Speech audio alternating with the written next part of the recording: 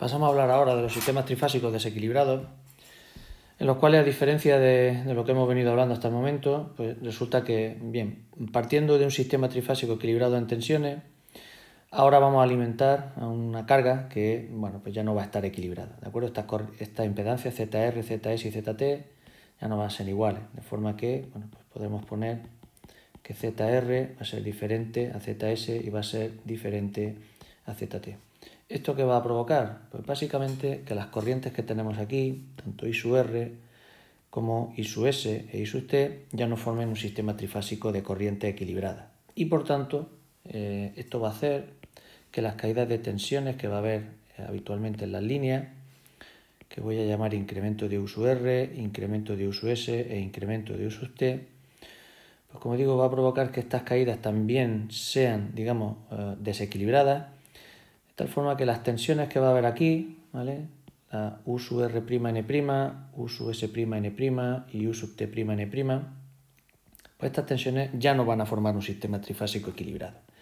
Con lo cual, bueno, pues toda la simetría que digamos teníamos antes, con la cual podíamos resolver de manera sencilla, a través de un desfase, bueno, de 120 grados, relación entre tensiones de línea y tensiones de fase, o corrientes de línea y corrientes de fase, pues a través de un raíz de 3 y un 30 grados, todo esto pues ya no va a poder ser posible. Con lo cual, lo que vamos a tener que hacer va a ser pues analizar, digamos, cada una de estas mallas por separado y establecer conclusiones para cada una de ellas y al final pues sumarlo todo.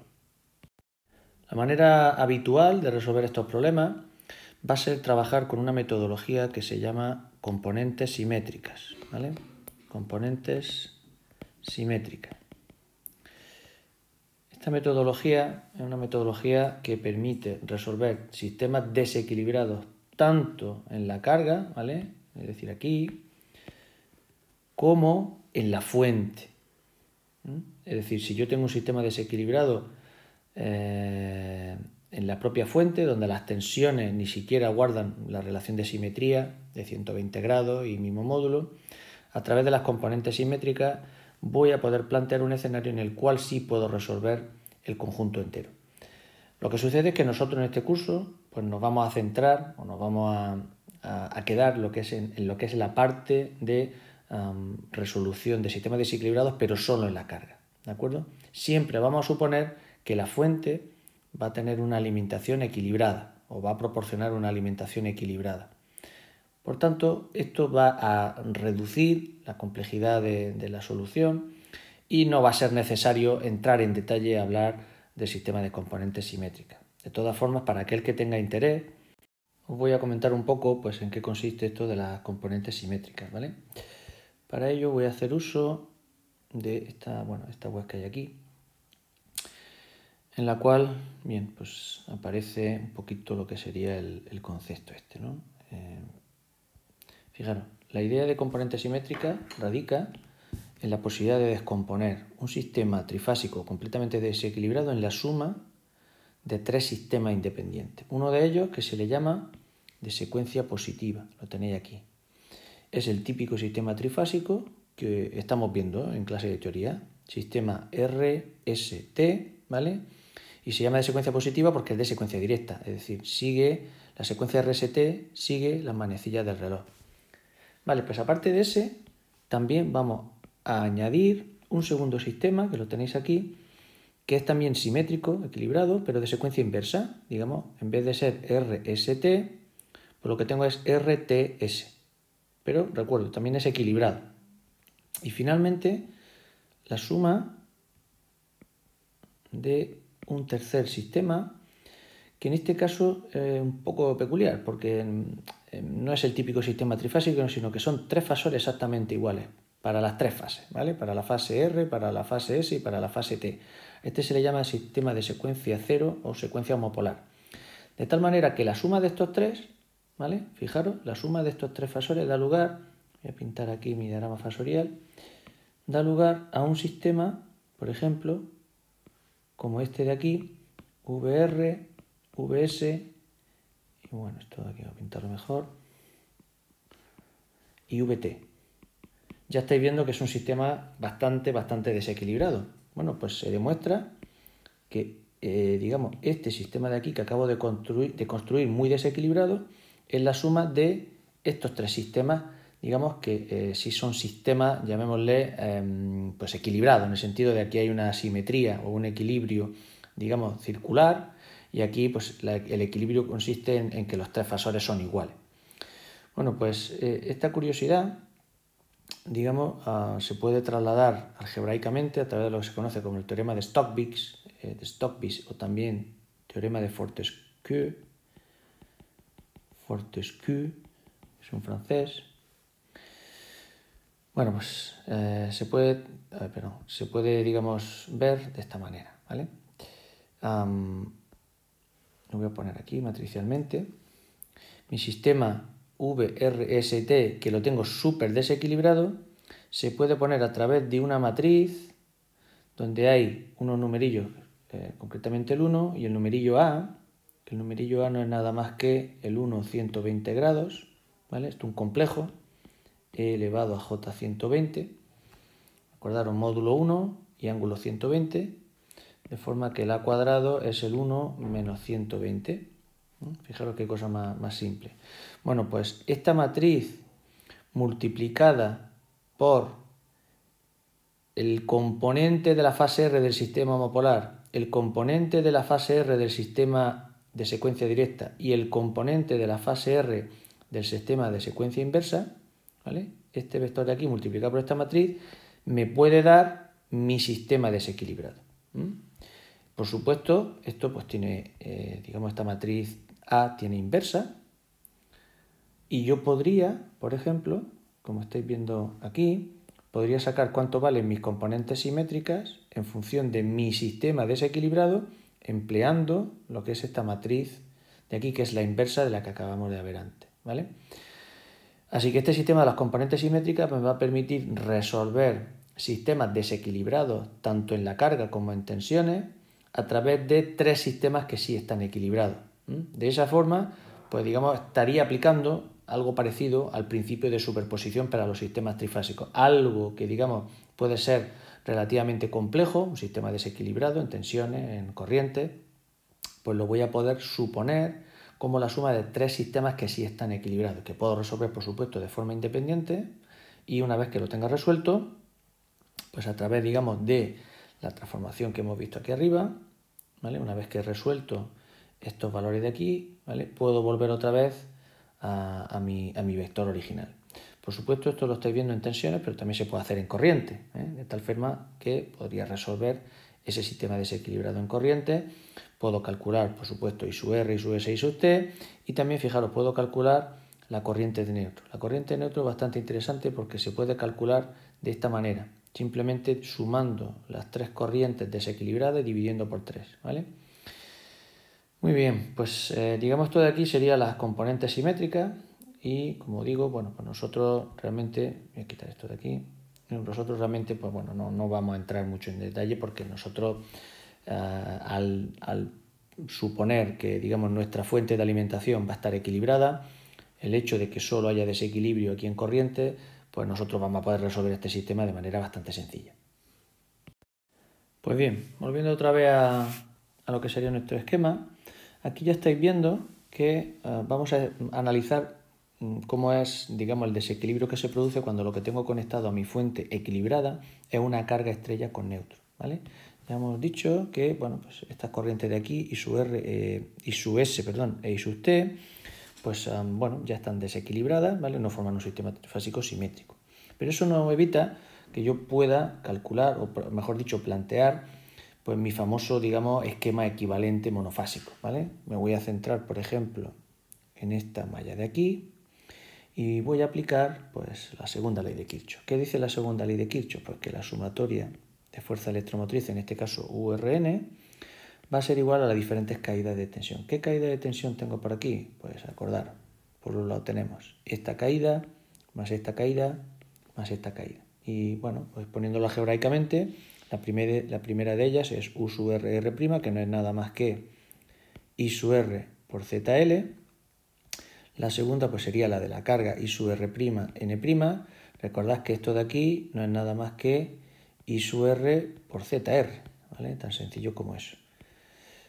más finalmente la caída de tensión que hay desde n' hasta n, la cual también puedo poner, ¿verdad?, como I sub n por Zn. Esto lo puedo hacer. Por supuesto, digamos, ya no puedo hacer lo que hacía en simétrico, que era decir, bueno, resuelvo la fase R y ya sé que el resto está desfasada a 120 grados, ¿no? Ahora tengo que volver a plantear para cada una de las fases, ¿vale? Pero bueno, esto ya estoy viendo que es bastante mecánico, bastante sencillo. Y finalmente la Tn, que sería I sub t por Zl, más U sub t', n', más U sub n', n. ¿De acuerdo? Así que esto sería, bueno, cómo plantearía cada uno de las fases que tengo por ahí, cada una de las mallas, para poder resolver de forma conveniente este tema. Recordad que, por estar desequilibrado, cuando apliquemos Kirchhoff en este punto, pues, digamos, aquí va a haber una corriente, ¿verdad?, que entra por aquí, otra que viene por aquí y otra que viene por aquí. I sub R más I sub S más I sub T, esto tiene que valer la corriente de neutro. Esto en sistemas trifásicos equilibrados, acordaros que la I sub N valía 0. Ahora ya aquí no va a valer 0. Pues bien, el meollo del asunto va a estar en que si analizáis esta ecuación de aquí, pues si yo tengo como dato digamos, el valor de la fuente U sub Rn y si conozco las impedancias que hay por el camino, tanto la de línea como la de la carga como la del neutro, bueno, mi interés habitualmente va a estar en poder, digamos, resolver esta corriente de línea I sub R, y para poder hacerlo voy a tener que conocer cuánto vale el desplazamiento del neutro. Esto que antes decía que bueno, valía 0, ahora ya no lo vale. Fijaros, os vuelvo a poner aquí lo que sería el equivalente monofásico, RR', esto es ZL, esto es mi impedancia de la carga ZR, y aquí tengo a N', ¿vale? Ahora, bueno, pues tengo aquí este neutro, Zn, y aquí tengo al neutro de mi fuente. La ecuación de la segunda ley de Kirchhoff, ya sabéis, está por aquí, pero mi objetivo es que, bueno, si pudiera conocer la diferencia de potencial que hay de aquí a aquí, U sub Rn', puesto que conozco o puedo conocer estas impedancias, aplicando la ley de Ohm, yo hallaría de una manera sencilla lo que vale esta corriente. Pero mi problema está en que debo conocer esta tensión de aquí. Hasta que no conozca esa tensión, pues no voy a poder resolver el circuito. Entonces, para ello, lo que vamos a hacer es pues, partir de esta ecuación de aquí, ¿vale? Esta ecuación es la que, digamos, voy a usar para, teniendo en cuenta lo que valen, digamos, las corrientes, digamos, de cada una de las fases, y teniendo en cuenta que al sumarla me tiene que dar la corriente de neutro, de ahí voy a intentar despejar lo que vale esto de aquí, ¿vale? Me explico. Fijaros, de esta expresión de aquí voy a despejar lo que vale I sub R. Y si tenéis en cuenta, o si os dais cuenta, I sub R vale U sub Rn menos U sub n', partido ZL más ZR. Puedo hacer lo mismo para I sub S y saco algo parecido, ZL más ZS aquí abajo, aquí tengo a U sub Sn menos U sub n', ¿vale? Todo esto son fasores, acordaros. Y finalmente I sub t, que es U sub Tn menos U sub n', partido ZL más ZT, perdón. ZT. Así que tengo estas tres corrientes y yo he dicho que estas tres corrientes suman lo que vale la intensidad de neutro. Pero es que, claro, la intensidad de neutro, si os fijáis, es muy sencilla. Simplemente es el desplazamiento del neutro partido la impedancia. Así que lo voy a poner por aquí un poquito más pequeño y voy a decir que la corriente de neutro no es nada más que U sub n' partido pues, la impedancia de neutro. Bueno, ¿qué pasa si esto y esto, que tengo aquí sus valores, lo meto aquí dentro? Bueno, pues llego a una expresión de la cual puedo despejar U sub n'. Y U sub n' no es nada más que, voy a ponerlo por aquí, y bueno, a ver, voy a echar esto un poquito para acá. U sub n' no es nada más que, fijaros, tres términos aquí arriba. Y abajo 4 términos.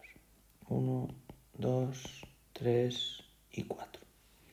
El primero aquí arriba es U sub Rn, aquí tengo a U sub Sn y ahí tengo a U sub Tn. Y debajo tengo a Zr más Zl, Zs más Zl y Zt más Zl. Y abajo tengo 1 partido, pondré por aquí, 1 partido Zr más Zl. Bueno, todo esto son fasores, acordaros. 1 partido Zs más Zl, 1 partido Zt más Zl y 1 partido, finalmente, Zn. Esto es lo que llamamos desplazamiento del neutro, acordar. Desplazamiento del neutro. Y es lo que me va a permitir pues, resolver mis circuitos trifásicos desequilibrados.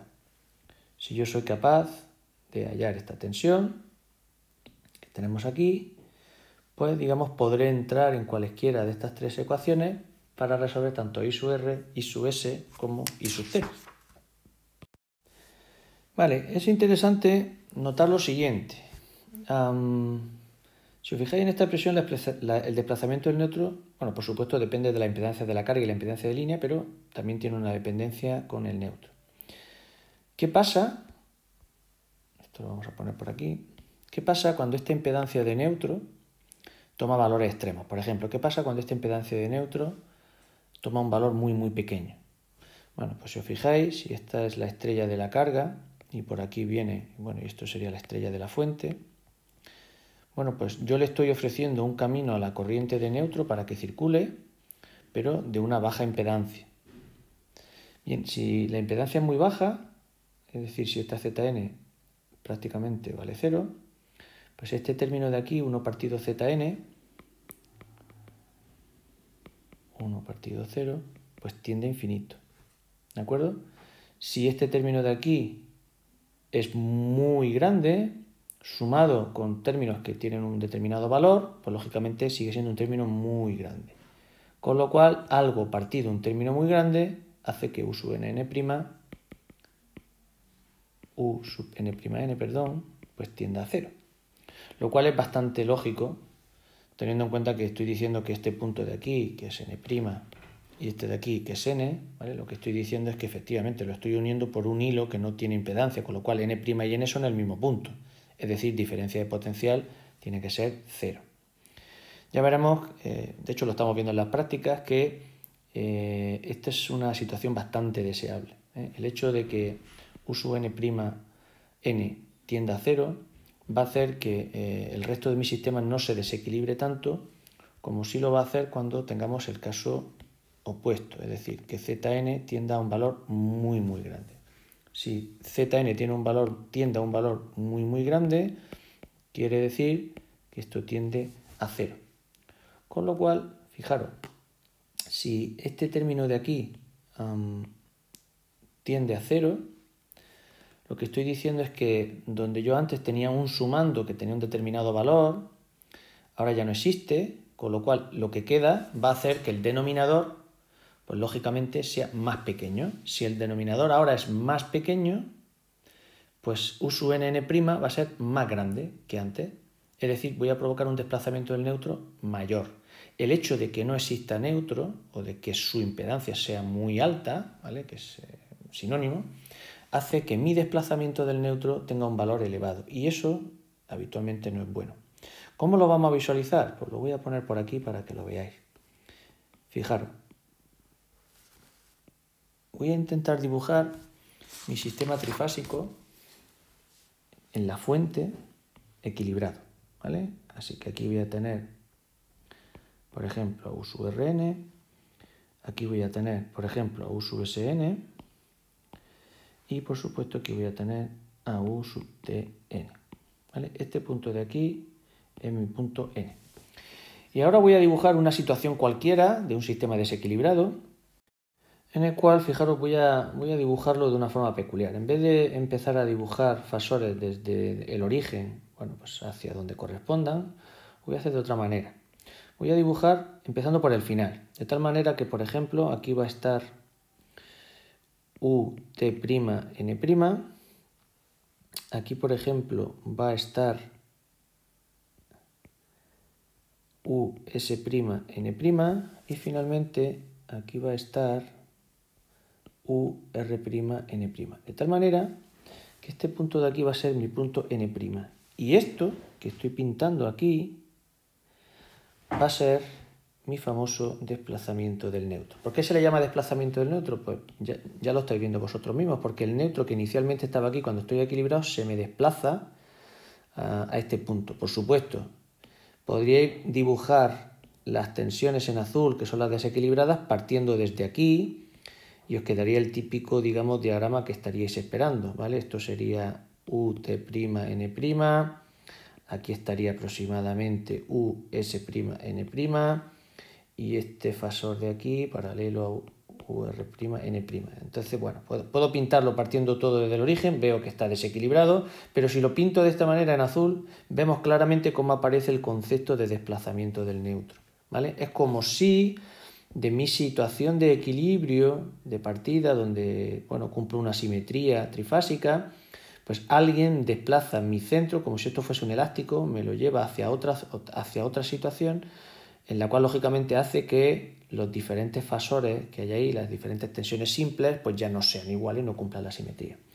¿Problema que tiene el desplazamiento del neutro? Pues que si es muy acusado, por ejemplo, imaginaros que este desplazamiento de neutro que he pintado aquí, ahora, bueno, lo voy a pintar de otro color, por ejemplo, con un color naranja.